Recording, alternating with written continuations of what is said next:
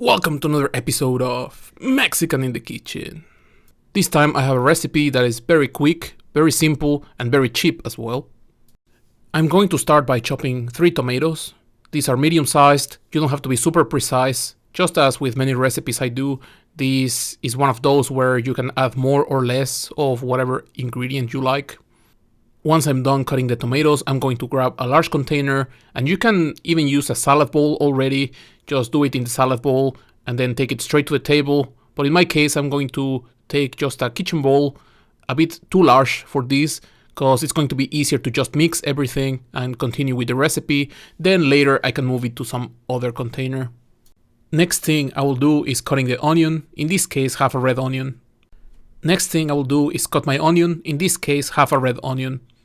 Usually for a lot of Mexican recipes you will use white onion, that's the more traditional, that's what we usually have available.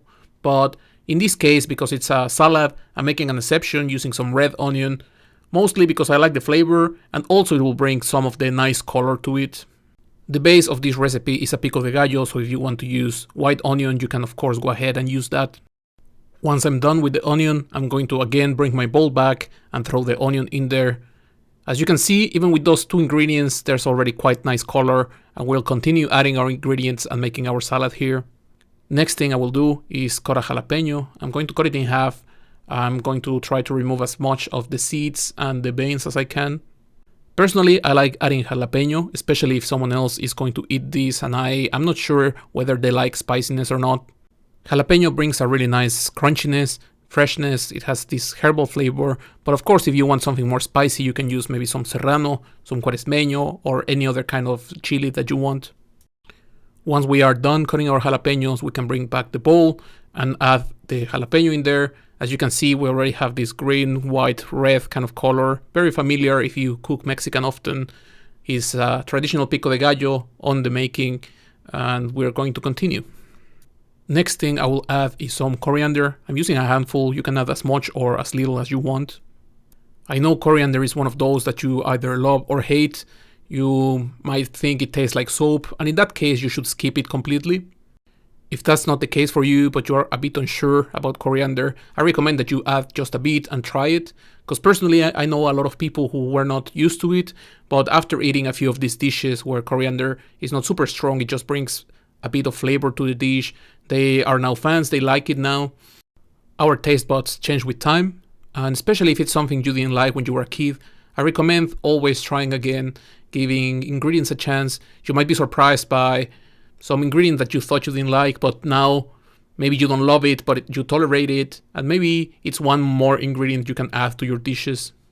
Now we're making a sardine salad, so of course we need some sardines, and in this case I bought this can of sardines in tomato sauce. If you ever had sardines before, you might know they are quite soft, so one option would be take this can, pour it on our salad bowl, and just mix everything. If you want to do that, that's up to you, but personally I don't like the bones, because even though they're soft and they're very easy to chew and you can eat them without any problem, they might be a bit pointy, they might have a bit of a rough texture, which I don't really want to have in my salad. These sardines are quite soft, they're very delicate. As you can see, the bones are very soft, they're just falling apart. Personally, I just try to take as little of the meat with the bones, just take the rough parts, then I will turn them around. I noticed with these sardines there was a couple scales left. I'm just making sure there's nothing there. They were a bit chewy. It's not a problem because you probably won't notice them, but if you do, I think it's something that's not very nice to have in a salad. This process might not be the prettiest, but it will be quite quick, maybe just a few minutes. Once I'm done cleaning the sardines, I'm going to add them there. Some people might add some cucumber in here, make it some kind of ceviche, but for this recipe I'm going to skip this time. If you want to add it, it will make it a bit more fresh. Right now we're just missing the seasoning, and I'm going to keep it very simple. The reason why I bought these sardines in tomato sauce is because I'm also adding the tomato sauce in here. If you want to buy some other kind of sardines, like sardines in olive oil or some other flavor, you can do the same and use the liquid in the can. Next, I'm adding some lime juice, and this is completely up to you. I'm using half a lime because it was very juicy. If you buy some limes that are not as nice, you might want to use 1, even 2 sometimes. All we need to do now is mixing our salad, and in this case I'm using a spoon. Just mix everything nicely, make sure you don't have huge chunks of sardines. If you do, you can use a spoon just to shred it. You will notice they're very soft, so it's not a problem. This is also a really good spot for you to taste your salad. Make sure the flavor is right, make sure there's enough salt. For this salad I ended up adding some salt at the end, but be careful because sometimes sardines might be a bit too salty, so maybe you don't need any salt later. It's always better to taste, make sure it needs some salt or not, and then adjust as necessary. For serving, I'm going to take a tostada. This is a crispy corn tortilla in case you don't know them. If you cannot buy them where you live, you can always buy some corn tortillas and either deep fry them, put them in the oven or the air fryer, just cook them for a bit until they are crispy. I will put some of my salad on top.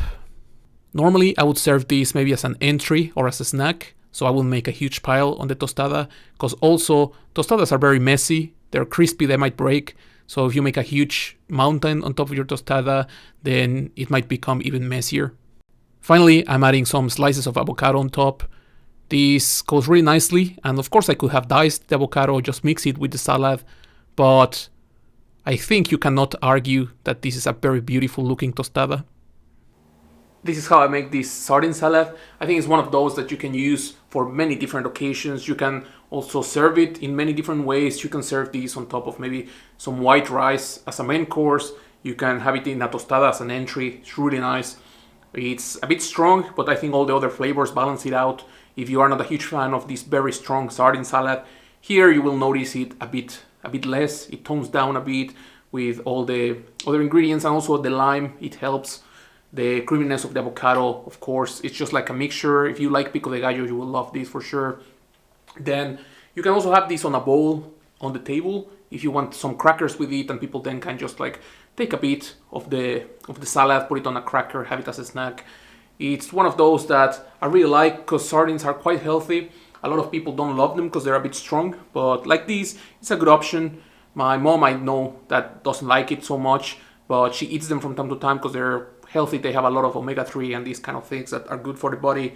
So when you mix it with something else like this, tone the sardine flavor a bit down, and you can make something that's quite cheap. Honestly, this will serve quite many of these tostadas, and you don't need that many ingredients. So I hope you like the video. Press like, subscribe, activate the bell, all those kind of things, and see you in the next one.